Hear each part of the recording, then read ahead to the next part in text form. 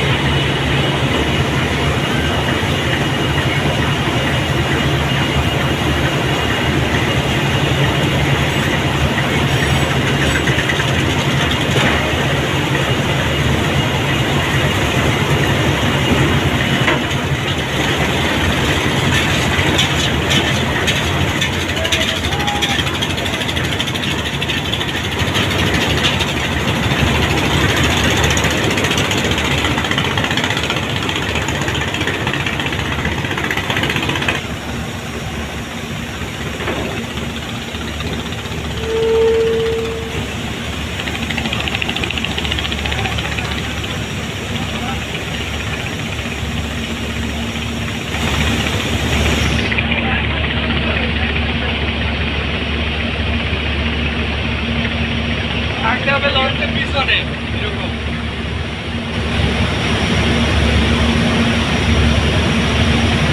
Bike নেওয়ার জায়গা আছে আমাদের বাসায়, বাসার দিকের বাইক নেওয়ার জায়গা আছে।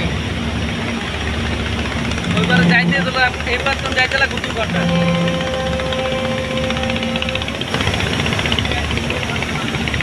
ব্যাক গিয়ারের সামনে ছবি নিয়েছিলেন, ব্যাক গিয়ার ছিল